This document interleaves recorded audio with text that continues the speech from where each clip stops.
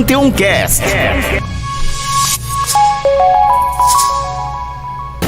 Panteão Cast com Julimar Silva.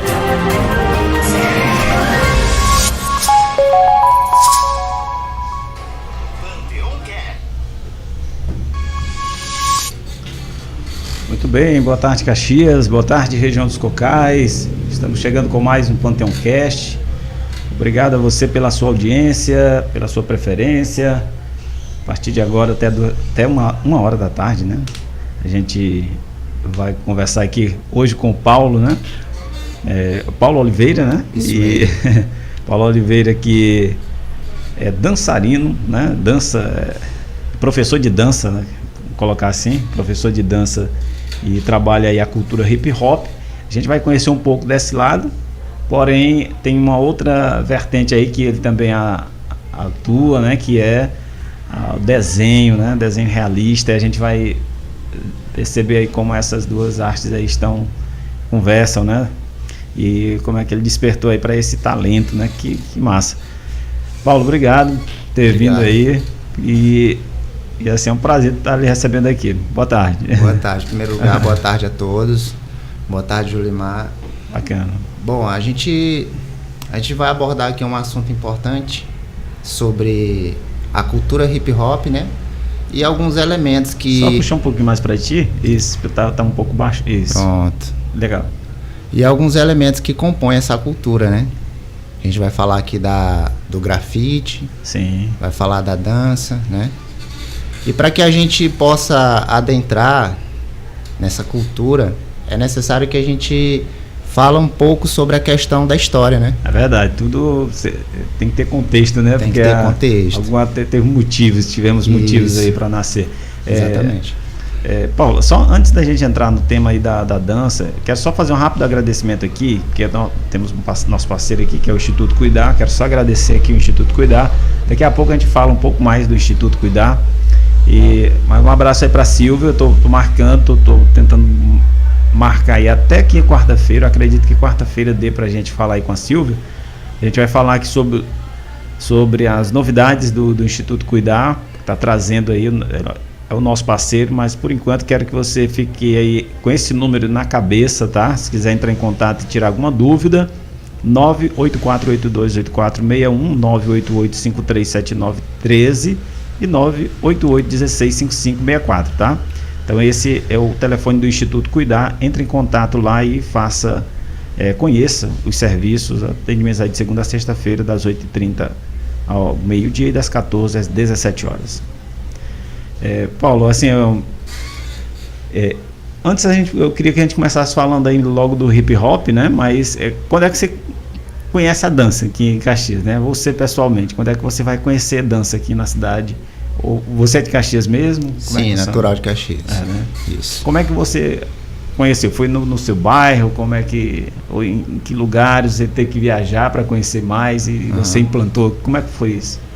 Bom, o hip hop ele entrou na minha vida assim por meio do rap, né? Por meio do rap. Eu tinha mais ou menos uns 13 anos de idade quando eu comecei a escutar Racionais MCs, né? Que é bem conhecido. Comecei a escutar MV Bill, escutava muitos grupos de rap, né? E por meio desse rap eu consegui ter o que a gente chama de consciência crítica, né? Poder refletir sobre alguns assuntos dentro da sociedade com relação à nossa etnia, né? Com relação à nossa cultura.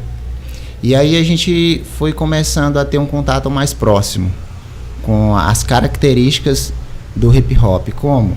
Eu me perguntei de onde vem o rap, né? Sim. Porque eu achava um estilo muito massa e tudo, até porque ele é produzido dentro da comunidade que a gente considera como excluída, né? É verdade. Favela. É verdade. Só nasce de... e me parece muito que tem relação exatamente com a realidade que a pessoa está vivendo. Ela quer de alguma maneira expressar isso, né? E às vezes, para não expressar às vezes com violência, vai pela via da música, né? Música, exatamente. A gente vai chegar lá nesse contexto onde fala da violência e de como isso se tornou uma arte, né? É verdade. E no caso, eu fui conhecendo o hip hop por meio do rap, quando eu também comecei a adquirir uns DVDs de rap gringo, né? Olha. Rap gringo, alguns chamam de rap gringo, outros chamam de hip hop, né? Hip hop. E aí a gente comprava aqueles DVDs para assistir, né? Onde a gente encontrava cantores que ainda hoje fazem sucesso, como 50 Cent, né? Chamam de 50 Cent. Sim. Né? Eminem, Dr. Dre, que também é muito importante aí na formação do hip hop da nova era, né? E outros mais antigos, né? Como o Snoop Dogg, Tupac, né? Que já morreu, Notorious Big. E aí eu comecei a gostar daquilo que a cultura hip hop estava me apresentando. Só que eu senti uma necessidade maior de me aproximar, não só pelos vídeos que eu via, né? Sim. E daí eu comecei a procurar se tinha alguém que cantava rap aqui em Caxias e tudo. E eu descobri que tinha um amigo meu que dançava, né? Dançava, e eu fui conciliando as coisas. Legal. Falei, dança tá ligada à cultura hip hop, não só o rap. E aí eu comecei a estudar, porque nessa época eu não tinha acesso a celular, né? Nessa época. Inclusive, eu não sei se tu chegou a conhecer, mas tem ali eu morava na Volta Redonda ali, e eu via em 90, acho que foi 96, 97, por aí. O Valdinan dançava aqui também, junto com aí depois o Biraci depois também, dançava bastante, aquela turma ali toda. Isso. E eu conheci esse amigo meu, e ele começou a praticar o popping comigo, né? Começou a me ensinar, a me instruir. E eu gostei demais. Aí eu falei, cara, esse é o estilo de dança que eu me identifiquei. Identifica, né? E aí tinha o break dance, né? Aí tinha uma galera que fazia o lock também, aqui em Caxias. Olha só. Né? Essa época da galera que dançava lock, eu acho que era ali dos anos 2000, né? 2000 até 2005, por aí, 2004. Não lembro bem quando a galera iniciou e parou, mas foi nessa faixa etária de data. E aí a gente começou a formar grupos, né? Levou para os pátios das escolas, nas praças também. E aí a gente foi começando a conhecer a essência do hip hop e esses elementos que compõem ele, né? Que no caso são 4 elementos. São 5, mas são mencionados 4 elementos, que é o DJ, o rap, né? Que a gente chama de MC. Aí tem também o grafite e o breakdance, né? O breakdance como a primeira manifestação artística da cultura hip hop, produzido pela cultura hip hop, né? Bem interessante. Ou seja, faz parte, a impressão que dá que é um estilo, né? Ou seja, aqui acaba desbordando para outras áreas, né? Ou seja, o hip hop é a matriz, digamos assim, né? A matriz, isso. Agora você vai tendo os estilos aí, porque eu não sei se tu chegou a buscar pela origem isso, mas como é que nasce essa parte do grafite, assim? Isso, vamos chegar aqui. O grafite, eu queria dar uma ênfase, porque muitas pessoas ainda não sabem, né? Ou tem uma informação errônea. O grafite já existia antes da formação do hip hop, da cultura hip hop. Isso. Ele já era pintado nos vagões de trem lá nos Estados Unidos, né? Já tinham artistas bem, não digo famosos, mas já eram bem conhecidos em seus bairros, né? Nessa época. Acho que em 1960, 1955 para frente, já tinha os trens todos grafitados, paredes, bairros, porque eles utilizavam isso como forma de demarcar território também, né? Verdade. E passar uma mensagem também. Aí depois que foi formando a dança, foi formando o DJ e o MC, tiveram a ideia de agregar o grafite. E aí jogaram o grafite dentro da cultura hip hop, porque era algo que era produzido também naquele meio, né?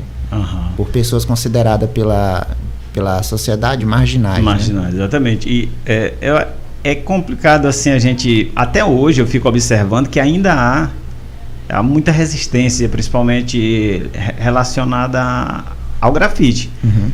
Tem lugares onde você tem o poder público ele já entendeu a importância dessa manifestação e traz assim, até contrata os profissionais para poder fazer algo relacionado na cidade, em determinados lugares, né? Parede de uma escola, enfim. E aí, mas tem outros lugares que eu acho que exatamente pela mesma lógica do protesto, né? Uhum. Ele acaba sendo deturpado, não, eu falo estigmatizado. Ali eu lembro de um caso que eu acho que foi em 2017, 2018, ocorreu em Teresina. Deixa eu ver o nome do cara, rapaz. Não sei se era Israel que ele botava. Ele botava um nome lá, esqueci o nome dele agora. O fato é que assim, ele chegou a ser preso, esse cara. Uhum. E me parece que ele também foi, tipo assim, condenado para não ser preso, para não ficar preso, ele teria que apagar todos. Isso. Lá em Teresina, ocorreu isso aí. Porque era praticamente em todo o bairro ele tinha botado a marca lá, entendeu? Sim. Foi assim mesmo, bem intenso esse período lá. E aí eu lembro muito bem, foram feitas muitas reportagens na época. E aí eu acho que ainda hoje há um estigma muito grande em torno do grafite. Sim, porque tem aquela questão de que o grafite é vandalismo. Isso. Né? Quando no fundo é uma manifestação de uma digamos assim, é um protesto mesmo. Um protesto. Quer denunciar alguma coisa, a pessoa só não quer. Isso. Porque às vezes as autoridades só não querem escutar, né? Só não querem escutar, mas é uma forma de se manifestar, é uma forma de resistência. Exato. É uma forma de uma arte estar falando para a sociedade que precisa ser vista, né? Também. Reconhecida, né? Entendida. O que acontece com esse rapaz aí, lá em Teresina, acontece ainda hoje em várias cidades. Acontece, né? Mais. Porque as autoridades, muitas delas ainda vê o grafite não como arte, mas como vandalismo, pinchação, né? Isso. E a gente coloca aqui um ponto nessa questão da pinchação, que a pinchação é a mesma coisa, né? E o grafite é outra coisa, né? As pessoas já estão usando já da pinchação como arte, e eu apoio totalmente, porque tem uma forma certa de pinchar, não é você fazer de qualquer forma, chega lá e sujar a parede de alguém sem autorização, isso também não concordo. Exatamente. Né? Não concordo. É verdade. E aí estão criando um estilo chamado que é o grapicho, né? Grapicho, que é a união do grafite ali com a pichação, né? É importante. Pesquisei que o nome do cara era Palestino. Palestino, né? Bem conhecido, cara, eu também já ouvi falar muito nesse cara. O nome Palestino isso estava quase em todas as paredes de Teresina, assim, nas esquinas. Poxa, eu lembro, eu ia para a UFP, olhava demais, da UFP para a UESP também.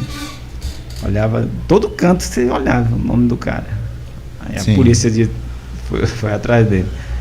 O fato é que assim, a gente vê que em outros pontos, a gente vê que o grafite ele foi incorporado à paisagem da cidade. Assim como paisagem eu acho que em São Paulo tem casos, por exemplo, de favelas foram ressignificadas por meio de grandes painéis, né? E tudo por conta, tudo bem acertado com o governo, com o Estado. Eu acho muito legal. Mas assim, aqui em Caxias, como é que está essa manifestação, né? A gente viu um dia desse, teve uma polêmica danada. Teve um cara que saiu pichando aí, inclusive fazendo ataques e aquilo ali, eu acho que assim, sair manchando a cidade de qualquer forma, eu acho que também é como você destacou aí, né? Não é legal, né? Não é legal. Bom, aqui em Caxias, assim, o que tem que ser feito com relação ao grafite, pelo menos na minha visão e no que eu tenho acompanhado durante esse desenvolvimento aí dessa arte, é que primeiro é necessário uma conscientização do público caxiense, né? Não você chegar simplesmente ali, fazer ali uma pichação ou qualquer coisa ali num banco da praça, né? Exatamente. Ali nas paredes de um... Porque é uma forma de depredar o patrimônio público, né? Nesse caso. Isso, exatamente. Então, eu acho que primeiro é necessário aquela conscientização, aquele estudo, a apresentação do que é, né? Porque muitos usam de má fé, né? É verdade. De má fé para estar expressando o ódio, né? Isso. para estar expressando coisas que pode até, digamos assim, de uma forma informal, queimar o filme do hip hop. Do hip hop. Eu, já trazendo para o hip hop, eu achei muito interessante, porque foi feito um festival um dia desses ali no Campo de Belém. Foi um encontro que ocorreu lá. Sim. Eu acho que tinha uma parceria com a secretaria, com a coordenação de juventude, mais a galera do hip hop. Sim. E aí eu achei bacana exatamente isso aí que você destacou, porque tem que ter regra para tudo. Embora você esteja fazendo ali o verso e tudo, eu vi lá os juízes, né? Os juízes dizem, olha, não pode dizer palavras dessa natureza, os versos tem que ter essa e essa composição para poder... Isso, para ser algo mais aceitável, né? Exatamente. Porque são várias pessoas. Eu achei ali, muito legal. E eles também acharam muito bacana o fato de estarem sendo incorporados em espaços que antes não estavam, né? Sim. E eu acho que é importante essa aproximação. É claro que a gente não pode... eu fico observando às vezes que muitas pessoas que integram o hip hop, eles não querem se aproximar demais do poder público a ponto de quebrar a ideia crítica do próprio hip hop, Isso, exatamente. Temos isso também, temos esse ponto. A gente está aqui falando sobre a questão do grafite, mas quando a gente automaticamente fala do grafite, não tem como a gente não ligar essa arte, né, do grafite com as manifestações do rap. Sim. Né? Porque se tu for analisar, como o grafite passa uma mensagem, um protesto, é uma mensagem de forma escrita. E o rap é pela linguagem, né? É uma linguagem, é uma fala. É uma fala. E aí a gente percebe que essa mesma manifestação no grafite, a gente vê ela na dança, a gente vê ela no rap, né? Que é o que a gente percebe aqui em Caxias. Ainda tem alguns que conseguem passar essa linguagem, essa mensagem do rap, né? Inclusive eu também tenho um grupo de rap chamado Verso Vivo, e a gente tá aí com um propósito aí de lançar logo um clipe, né? Muito bom. Para que as pessoas conheçam realmente a ideia do rap, o que o rap tem que falar. E o nosso grupo ele é composto por 3 indivíduos, no caso, é eu, o Adinho MC e o Mano RP, né? E a gente tem essa ideia de falar da palavra de Cristo no nosso rap e também trazer e falar das mazelas sociais, né? Sim. Eu queria até destacar o seguinte, eu queria saber da tua opinião, como é, porque então, até um dia desses, quando eu falo de 95, 96, a gente não via quase nada na internet do ponto de vista, né, para conteúdo. Mas a gente não ia muito à internet para ver algo relacionado a isso. E eu vejo que recentemente, muita produção tem sido feita. Eu acho que a internet me parece ter sido um campo que se abriu para as culturas consideradas até um dia desses, e ainda hoje, marginalizadas, né? Porque ela dá um pouco mais de liberdade de atuação, de você divulgar o quê? E tem muita coisa bombando mesmo assim, que se não fosse a internet, talvez não teria esse espaço. Não teria sido vista, né? Pelas pessoas. Bom, a internet é uma ferramenta que a gente sabe que ela pode ser ruim, maléfica, né? Dependendo da intenção da pessoa, e pode ser ótima, boa, né? Para quem sabe usar. No caso, as plataformas estão aí para receber os lançamentos das músicas, dos clipes, né? Das artes que compõem a cultura hip hop. Então, a gente entende que é uma ferramenta que hoje tem dado muita visibilidade, né, para a cultura. E aí, sendo assim, a gente também tem essa questão de poder reivindicar por meio de uma tela. Você tá ali segurando o celular, de repente você vê alguém, né, mandando uma mensagem crítica, aquela coisa que você normalmente passa numa praça e não vê, né? Não vê, exatamente. Eu acho que a internet ela veio para dar essa maior dimensão aos conteúdos. Está sendo fonte de renda para muita gente também. Com certeza. Cara, a internet ela veio para mudar mesmo a nossa forma de perceber o mundo. Hoje, muita coisa está migrando, tem muita resistência ainda, mas hoje eu percebo assim que cada vez mais a internet vai ganhar centralidade na nossa vida. Sim. Até o dinheiro, quase a gente não pega mais em dinheiro, né? Se a gente for analisar, mais é Pix, é tudo. Pix, tudo é mais. É um dinheiro digital, né? Digital. Agora. Então eu acho que a internet ela vai ainda impulsionar muita gente. E tá aí a inteligência artificial, que é outra transformação assim grandiosa. Sim, exatamente. Falando já assim da dança em si, que lugares assim hoje a gente percebe em alguns pontos, né, alguns lugares, algumas praças, tal, a presença da dança. Eu queria saber assim, há uma ausência de espaços para dança, me refiro lugares para que a dança aconteça, por isso ou é a lógica do hip hop estar na praça? Eu queria saber um pouco disso, porque vocês também recentemente conquistaram um espaço na Escola Municipal de Dança, e eu vejo isso muito positivo. Porém, tem a gênese da dança, que é a rua. Eu queria, como é que vocês se comportam nessa dicotomia aí, que até achar o equilíbrio, né, eu acho que vai demorar um pouquinho também, né? Eu tenho uma frase que, na verdade, não tem uma frase, eu lembrei da frase, né, que é do Emicida. Ele diz assim: a rua é nós. A rua é nós. Essa frase diz muita coisa sobre o hip hop, né? Verdade. Que assim, como o hip hop surgiu nas ruas, mantê-lo em espaços fechados, a princípio não é uma boa estratégia, né? Para divulgação, para até mesmo explanar. Então eu acho que as praças, até mesmo uma casa do hip hop em cada cidade, né, seria algo a ser feito.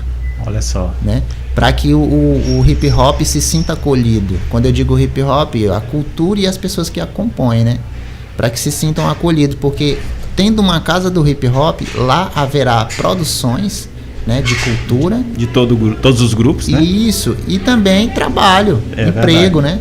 Né, para as pessoas. Então eu acho que Caxias tem sim essa potência para produzir uma casa de cultura, uma casa do hip hop, propriamente falando, né? Do hip hop.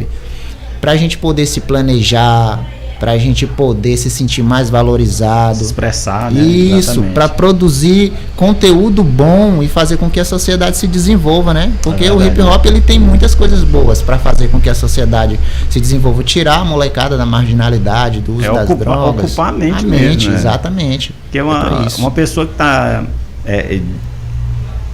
distraída aqui com cultura, trazendo a princípio pode ser apenas uma distração, mas depois pode ser um meio de vida mesmo, viver da arte que a pessoa produz, porque no começo a pessoa pode aprender, né? Porque eu quero saber um pouco mais, tal, mas depois que aprende, aí, meu amigo, não existe limite mais. Não existe. Você pode voar, ser um empresário da área. Eu percebo que cresceu muito. Eu vejo hoje gravadoras especializadas só com foco no hip hop.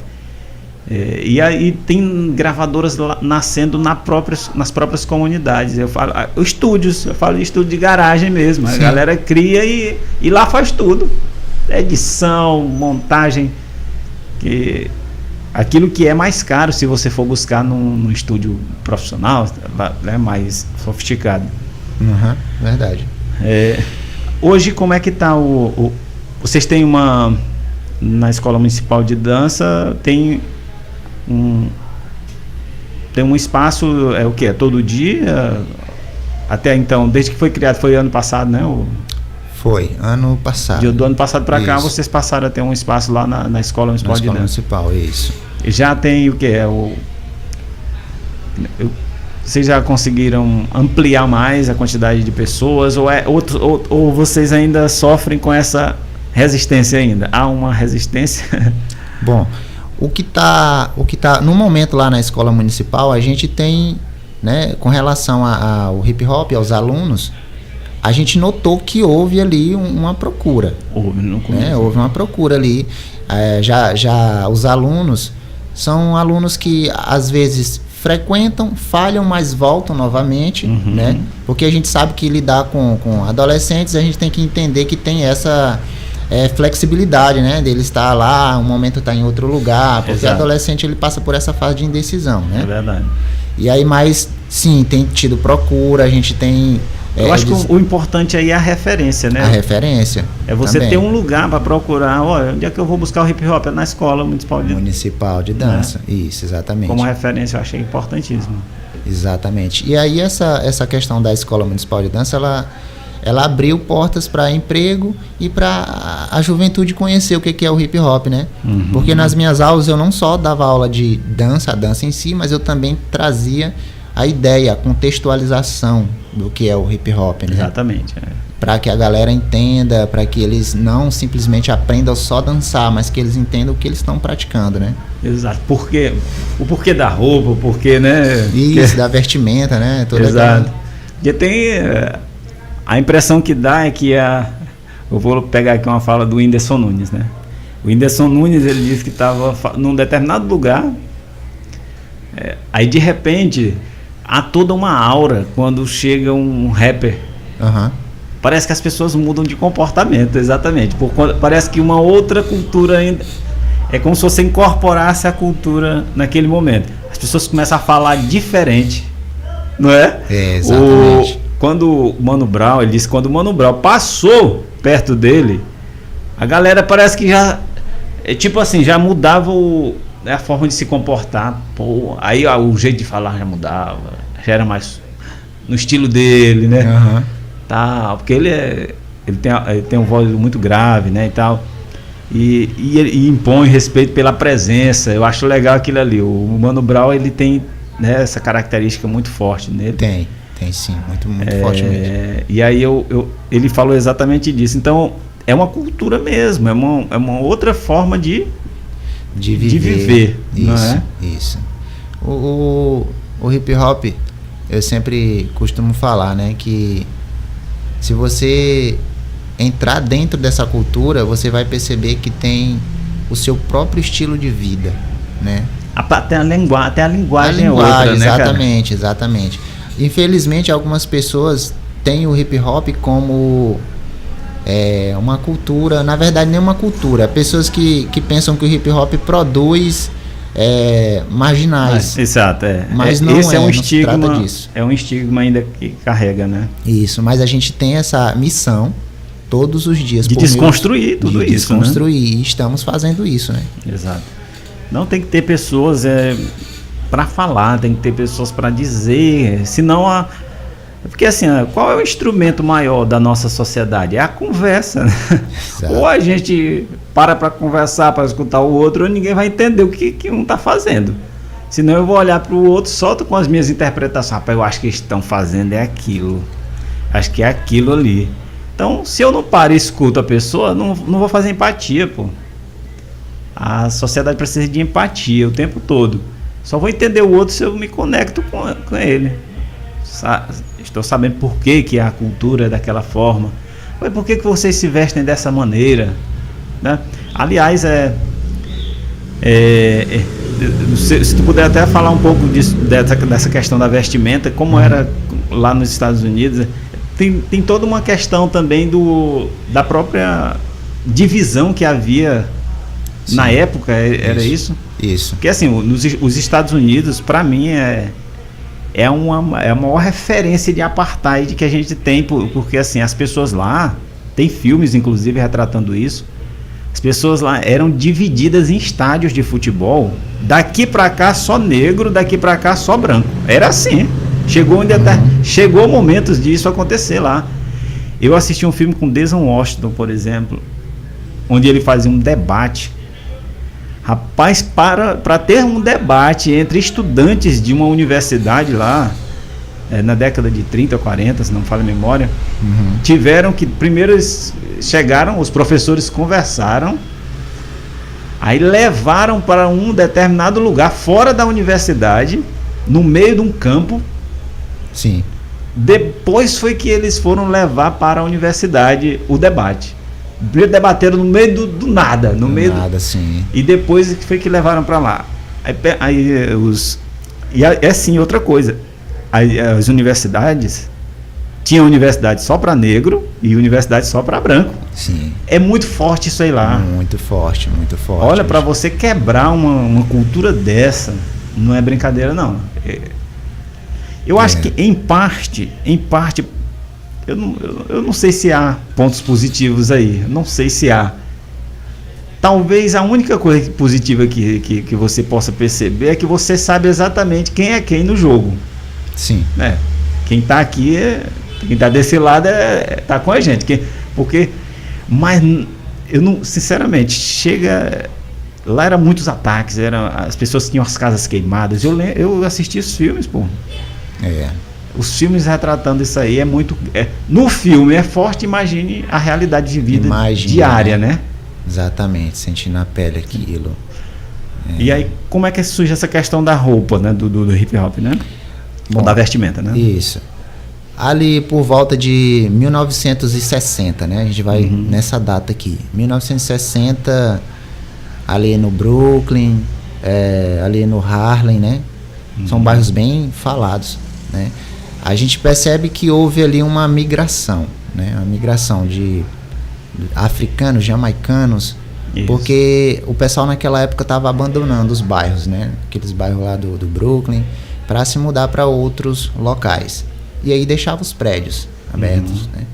Aí houve essa migração. Quando houve essa migração, houve também essa questão das gangues, né? E aí as gangues começaram a ter suas rivalidades entre si. Aí bairro X, bairro Y, né? Cada um com suas ideologias, com suas formas de ver o outro, né? E aí começaram a criar essa ideia de, além da gangue, a ideia da roupa, né? Que a gente, se for analisar, cada gangue tinha seu nome ali. E ali tinha sua marca registrada nas suas jaquetas, suas camisetas, né? E aí foi o momento que entra um homem chamado Kevin Donovan, né? Ou África Bambata, né? Sim. Ele era também membro de gangue e acabou que convertendo isso no hip hop, né? Ele deu um nome para aquilo, para diminuir a violência entre grupos, no caso. Isso. E aí ele entrou nessas produções, né, de música e começou a organizar festas em becos. Ou seja, o lema dele era transformar aquela guerra no qual os inimigos estavam se confrontando, se matando, numa guerra por meio da dança, né? Uma batalha de dança, né? Isso, batalha de dança. E aí começou a galera a se preocupar com a questão da vestimenta, do aparecer, né? Naquelas batalhas de dança, de rima. E aí começou a produção da vestimenta da cultura hip hop propriamente, né?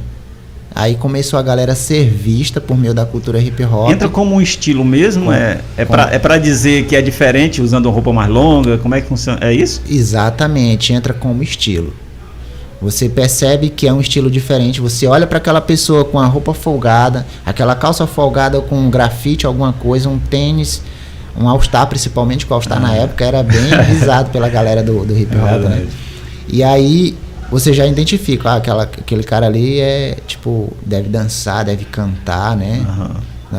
Faz parte da cultura hip hop, e começou a propagar essa imagem, né? E aí ficou esse estilo mais solto, mais folgado, aquela coisa. E também com essa escolha veio a questão da descriminalização, né? Sim. E tal, aquele cara ali pertence à gangue e tal, tudo. Tu não vê a vestimenta dele, tu não vê o boné na cabeça dele, tu não vê, né, a aparência dele, então é da gangue e tal. Sendo que a ideia já era desmistificar. Já começou aí uma desconstrução. Uma desconstrução. E até a retirada da própria violência do jogo, né? Violência, isso. Para levar a pessoa para uma outra. E o que eu percebo é que assim, e essa questão da roupa, ela foi ganhando sofisticação, né? Isso. E aí entrou até mais. Agora mesmo a gente vê que há grupos voltados mais para a ostentação, né? É importante ter o carrão, é importante ter a moto, não sei o quê. E quando tem outros que abordam, que são mais mais simples. Fazem questão de usar roupa longa ainda, né? E o óculos, né? Tal. O boné para trás, tal. Mas assim, sem muita ostentação, sem querer muito ostentar. Aí eu acho que vai de cada um mesmo, né?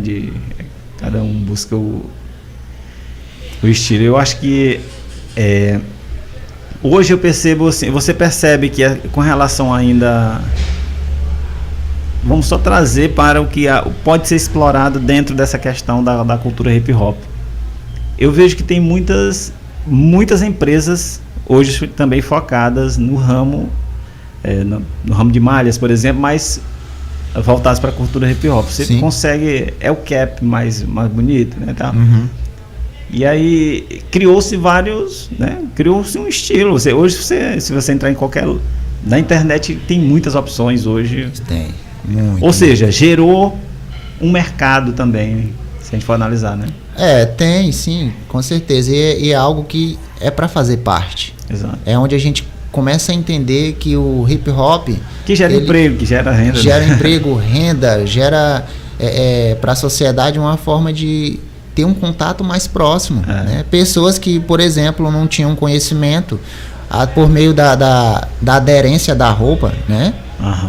Da aderência da música, começam a ter esse contato mais próximo e entender que o hip hop não é isso que via sendo propagado, né? Só foi um momento, uma fase. Exato. Né? Que a maioria das coisas a gente sabe que surge, principalmente se tratando de uma cultura universal, surge por algo negativo, né? Exato.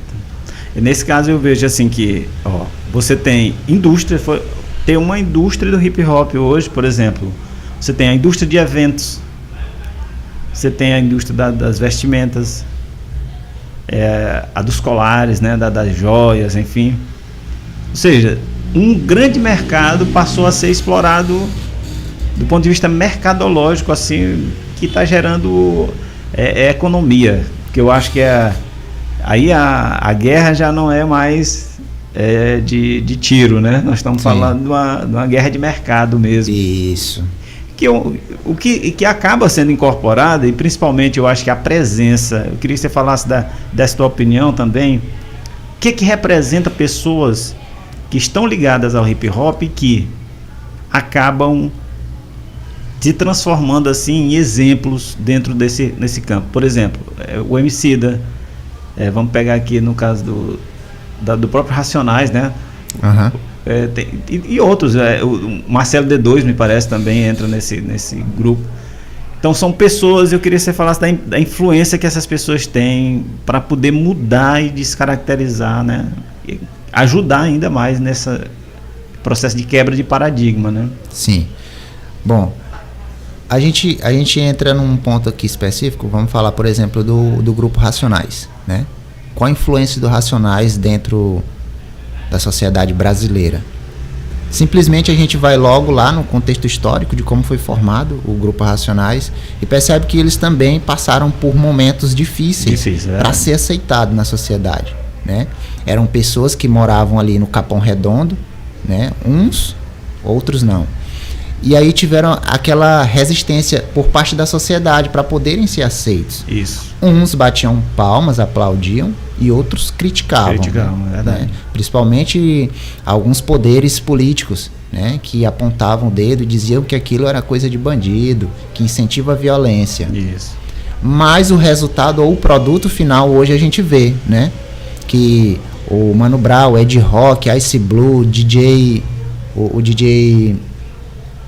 eu não vou lembrar aqui o nome dele de imediato, mas são pessoas que estão produzindo cultura e produzindo conhecimento crítico.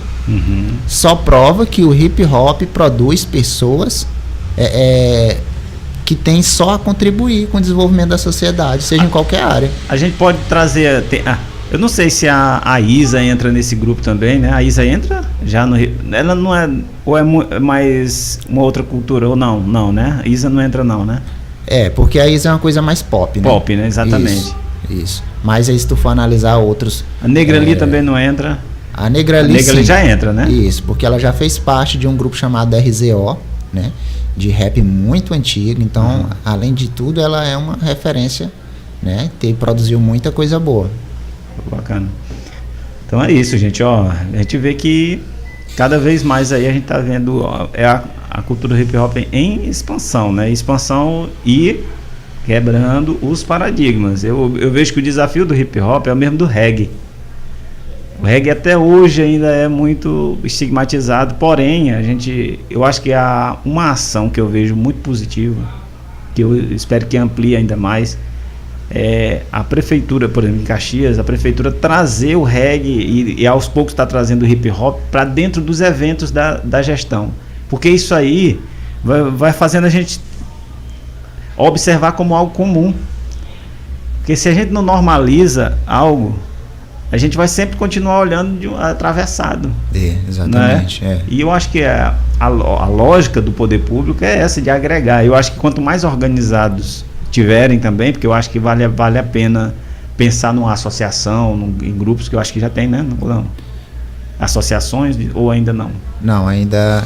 Seria interessante criar uma associação, porque assim, com a associação você dialoga com a linguagem. Só pra você ter uma ideia, o Conselho de Cultura hoje de Caxias, ele tem vários assentos. Eu não sei se o hip hop tá lá, tá? Sim.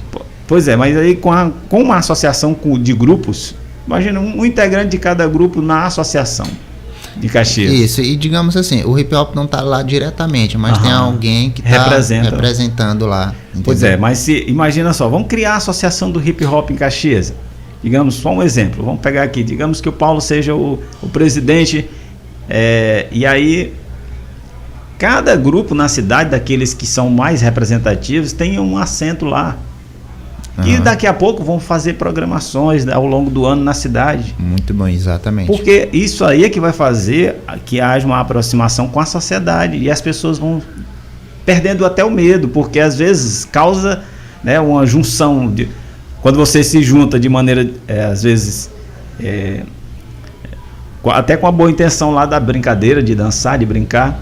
Mas se você reúne assim muita gente sem uma coordenação, parece a bagunça em vez da organização. Quando no fundo vocês querem produzir um evento. Isso. No fundo vocês querem só isso, né? Isso, exatamente. Então aí quando há essa organização, eu acho que fica mais interessante. Eu acho que vale a pena vocês passarem a refletir sobre isso, né? Porque aproxima mais. Eu tenho certeza que hoje o reggae, eu nunca tinha visto reggae em festa junina. Esse ano foi a primeira vez que eu vi. Tava lá, tinha um espaço do reggae. Muito legal, então, muito legal. Uma evolução, né? É uma evolução, pô, é um passo. Foi um pequeno passo, mas foi um passo. Sim. Isso é importante. Então eu acho que é pela organização mesmo. Vamos só destacar, só pra gente... Nem falamos ainda da tua arte, né? Isso. Vamos tirar aqui mais um tempinho. Falou bastante de hip hop. Mas eu queria só mostrar aqui algumas fotos, né? Eu vou aqui eu vou te mostrar aqui pelo meu celular aqui para que você comente aqui algumas fotos. Eu vou olhar aqui, vou capturar aqui a tela só para que você de casa possa acompanhar. Pronto, tá aqui. E aí eu queria que você falasse aí um pouco dessa do desenho realista, como é que você começa a fazer isso, né? Sim. Já é também parte da cultura hip hop. Eu vejo que você usa muitas pessoas do hip hop para representar no desenho, né? Isso. Bom, falando da arte realista, né? Como é que você aprendeu primeiro? Desenho. Isso. Eu tive um interesse começando pelo grafite, né? Aquela coisa colorida e tudo, e eu via nas paredes, né? Então eu tenho que reproduzir isso, eu pensava, mas como? E aí eu fui me aproximar de pessoas, assim como eu me aproximei de pessoas que dançavam, né? Para me aprender a dançar, eu me aproximei de pessoas que também, né? Desenhavam. E eu falei, cara, eu tenho que aprender. E aí fui conversando, fui produzindo. E aí, quando eu observei, já estava fazendo essas artes realistas, né? Que não é algo que a gente vai dizer que é grafite, né? Mas que se a gente for se aprofundar, a gente vai perceber que está ligado quando se diz em produção artística, né? Tá ligado às produções da cultura hip hop. E aí comecei a fazer pessoas que são ícones, né, da cultura hip hop, desenhar pessoas como Snoop Dogg, né, como você vê aí, pessoas também como Tupac, que para mim é uma referência grande na música, Will Smith, né? Sim. Se você dá uma olhada lá no meu Instagram, @pauloartes, você vai perceber que tem várias dessas pessoas que eu desenhei justamente para homenageá-las, né? E aí foi uma forma de me expressar. Sempre gostei do desenho, né? Sempre tive esse olhar mais aprofundado do desenho, e a gente tá aí tentando produzir e se especializar cada vez mais, né, no que a gente faz. Você tem recebido assim solicitações de pessoas assim que querem fazer o seu próprio rosto, né? Sim, tenho. Pessoas de São Paulo, né? É mesmo? Sim. Tu vende não só para Caxias? Né? Não só para Caxias, né? Já pessoas que entraram em contato comigo. Algumas pessoas assim ainda têm um pouco o pé atrás com relação à produção artística dessa forma, porque fica pensando que tá caro, né? Sim. Mas a gente entende também, claro, a gente tem que entender. Mas para fazer uma foto dessa aqui, é o que? Tem um valor fixo ou depende muito da complexidade da foto? Na verdade tem um valor fixo, né? Mas varia de acordo com a foto. Por exemplo, se for 2 pessoas, aí eu já cobro R$100 para fazer 2 pessoas, né? Não tá caro não, eu acho que as pessoas que estão sem dinheiro. Aí se for uma pessoa, R$50, né? Pronto. Porque também o material do desenho realista é bem caro. Só um lápis hoje em dia acho que tá uns 4 a R$4,50. Exatamente. Um lápis. Entende? Então o papel já não é aquele papel que a gente conhece, o papel Chamex comum, né? Um papel mais de gramatura mais grossa. Então há todo um material especial para isso. Mas é isso, e eu te digo aqui, é com muita qualidade o material que você faz aí, olha só, poxa. Desenho com textura, né? Exatamente. E esse que a gente tá vendo agora, ele foi feito no lápis mesmo ou ele já é o digital? Esse aí foi feito no lápis. É mesmo, cara? No lápis. Poxa. No lápis. Essa parte da água aí. Da água, né? Cara, perfeito. Isso é legal demais. Muito bom. Que legal, gente, olha. Então, contrate aí o serviço. Dê uma olhada lá, no Instagram, que é Paulo Artes _oficial. Isso. Entra lá e peça o seu desenho, né? Pode entrar em contato. Eu tenho até que fazer o meu, tá? Vou até te mandar um lá para fazer o meu. Mas rapaz, a gente faz, com certeza. Vou escolher uma foto, né? E aí eu vou te enviar. Cara, que massa, viu? Muito bom mesmo. Então imagina só, você representar o seu filho, sua filha, né? Numa foto dessa aí, pra botar assim na parede, ó, o Will Smith aí, ó. O Snoop Dogg, né? Aí esse aqui é agora é o Will Smith. O Will Smith. Esse aqui é o Snoop Dogg, né? É, Snoop Dogg. Pronto, agora já tô no Will Smith aqui na tela. Pronto, esse aqui. Isso, Will Smith. Esse aqui. Ficou legal demais. Então, gente, ó. E Paulo, então não é só dança, viu? Eu faço desenhos também, só que eu parei há algum tempo, mas eu fazia demais. Aqueles desenhos de super-heróis eu fazia todos, né? Só que aí depois ficou mesmo no passado. Eu resolvi não continuar com esse talento, né? Mas é legal, eu gosto muito de desenho. Inclusive eu estou pensando até, eu compro bastante os quadros do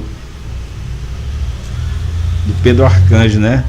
Pedro Arcanjo, ele faz a pirografia, muito interessante também, é outra arte também que eu admiro. Sim. E aí eu comprei já vários quadros dele. Eu acho que é importante, se a gente gosta, tem que valorizar. E como é que a gente valoriza? Comprando, né? Então, só não adianta só elogiar. Sim, elogiar é bom, gente. Um elogio é maravilhoso, mas se você puder comprar é melhor ainda, que vai botar dinheiro no bolso do artista. Do artista, da inspiração, né? Exato. Também. Esse livro aqui, também já teve muita gente dizendo que R$147 está caro. Aí eu pergunto, você gasta no final de semana tomando algumas Heinekens, por que não comprar um livro desse e passar um mês lendo, estudando? Exatamente. Então, é relativo. Questão de caro ou barato é relativo. Então, o valor que você... que esse livro aqui está gerando, nossa senhora, tem nem comparação assim. Então, se alguém está dizendo que é caro, é porque essa pessoa, primeiro, ela não vai ler o teu livro, no caso de livro, né? Ou não vai comprar o teu desenho. Isso, exatamente. Ela só quer desvalorizar o teu trabalho. Então, outras pessoas comprarão. Por quê? Porque ela vai perceber a importância. É a questão de não julgar o livro pela capa, né? Você tem que ler o livro primeiro. Leia o livro. Você vai ver que tá baratinho. Quando você chegar aqui, eu faço o desafio para quem acha caro. Eu digo, ó, quando você chegar aqui, ó, aqui assim, me liga de volta, só para mim saber se você se arrependeu de ter comprado. Porque não faz sentido, né, gente? E livro é assim, a gente não tem que ficar convencendo ninguém a comprar, não, sabe? A gente só precisa mostrar se você se interessou.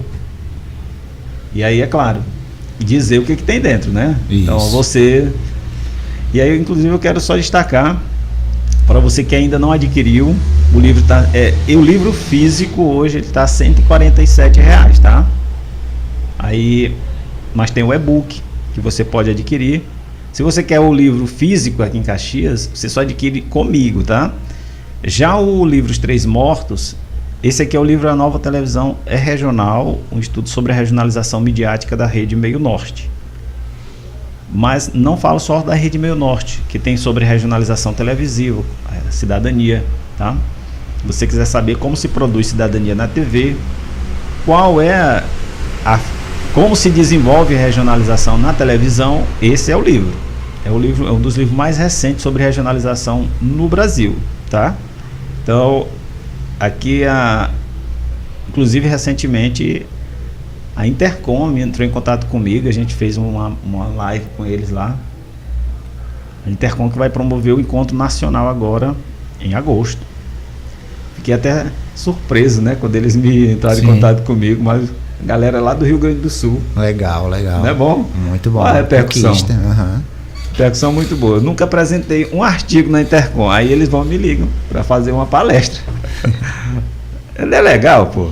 Eles sabem o valor que tem esse livro aqui. Eles sabem como é que está o assunto hoje, a discussão. Então eu quero um abraço aí pro Gustavo Fischer. Então, gente, o livro Os Três Mortos, esse livro, ele tá vindo aí, só para informar, tá vindo aí um outro livro com a temática que é para refletir aí sobre a morte, né? É um tema que eu sou fascinado com o tema morte, porque esse tema ele tem me perseguido, eu digo isso. Então eu resolvi perseguir ele também. Então eu acredito que dentro desse tema vão surgir ainda muito mais discussões interessantes. Então eu estou escrevendo agora um livro voltado sobre a morte ainda, que trata sobre morte e transcendência. Aí eu vou, em breve, ele será lançado, tá? Mas por enquanto você pode adquirir o livro Os Três Mortos e os Milagres da Fé, lá na Livraria Graúna, na Livraria Cultural e no Memorial da Balaiada, e comigo nesse número aqui, 999050529. Só lembrar aqui, né, que esse próximo livro eu já vou refletir, inclusive eu quero colocar nele algumas sugestões, porque quando eu escrevi o livro Os Três Mortos e os Milagres da Fé, eu comecei a receber várias informações de casos parecidos aqui na nossa região. É o caso do Pardinha, que tem ali na entrada de Codó. O caso aqui do Luiz do Boqueirão, que a quadrilha Sai de Baixo resolveu homenagear ano passado. Também tem outros casos. Lá em Parnarama também, chegando em Parnarama tem uma mulher também, que as pessoas vão lá para acender velas. No caso dos Três Mortos, as pessoas vão lá para agradecer por uma graça alcançada. A pessoa já pediu, já recebeu a graça e ela acredita que eles obram milagres. E aí, todo santo dia que você passar lá tem uma vela acesa ou mais de uma, porque tem sempre alguém agradecendo. É incrível lá nos Três Mortos. Então, fica ali, eles estão sepultados ali entre o povoado Brejo de São Félix e o povoado Paiol do Centro. Paulo, obrigado por ter vindo aqui, meu irmão, e sucesso aí fazendo. Eu acho que você aqui é uma das pessoas hoje, assim, bem representativas relacionadas ao hip hop, que leva a bandeira, que publiciza, né? Que tenta levar, esclarecer mais as pessoas sobre o hip hop. E isso é bom, viu, cara? É muito bom, porque você desmistificar, dar um outro significado, né, a uma cultura. A gente sabe que é processual, nunca é da noite pro dia que isso aí vai acontecer. Ninguém, não se acaba um estigma da noite pro dia, mas vocês estão fazendo a parte de vocês. Eu acho que isso aqui é positivo, né? Exatamente. Então quero agradecer, muito obrigado. Se quiser mandar um abraço aí para alguém, fica à vontade. Bom, vou mandar um salve aqui, né, pra galera aqui que, se não tá assistindo agora, vai assistir depois, né? Que é a galera do break aí, né? O John, o Chinês, né? Também aí tem o Joelson, né? É uma galera que das antigas que tá ainda hoje lutando aí pelo hip hop, né? Pra manifestação da cultura dentro da cidade de Caxias. Então tem gente gravando assim EP, músicas aqui na cidade. No momento eu no rap, né? Eu no rap. E eu acho que há uma galerinha aí que começou agora no rap também, tá gravando, fazendo uns conteúdos aí e publicando. Massa. Muito bom. Paulo, obrigado por ter vindo. Paulo Oliveira, professor de dança. Um abraço aqui para minha esposa. Sua esposa? Isso. Pronto. Qual é o teu nome? Islane, né? Isso. Islane. A Islane está acompanhando aqui. Um abraço aqui para a Islane. Que ela apareceu numa dessas fotos aí, né? Que eu mostrei agora há pouco. Sim. Inclusive, ela também é uma pessoa bem conceituada, né? Estuda o hip hop há muito tempo, é dançarina. Muito bom. Entende? Então, ela tem esse conceito formado na mente também sobre militar, sobre resistência. Isso é legal. Mas é isso, a gente só consegue defender aquilo que a gente conhece, tá, gente? Não tem outra solução, não. A gente conhece, a gente precisa conhecer para falar como deve ser falado as coisas, né? Porque senão a gente vai ficar sempre tentando encontrar a melhor palavra, tal, né? Se esquivando aqui e dali. E se a gente conhece, fica mais fácil, né? Então, Paulo, obrigado mais uma vez. A gente volta amanhã com mais Panteão Cast. Obrigado. E você que vai assistir, siga o nosso canal, né? Dê a moral aí pro nosso canal. E obrigado por ter acompanhado o nosso Panteão Cast, que volta amanhã, trazendo aí mais um entrevistado. A gente, tô vendo aqui até quarta-feira a gente traz aí a Silvia, lá do Instituto Cuidar, para que a gente possa conversar um pouco mais aí sobre o próprio plano de saúde, né? Se você que ainda não conhece um pouco do plano de saúde do Instituto Cuidar, a gente vai poder apresentar aqui para você um pouco mais, tá?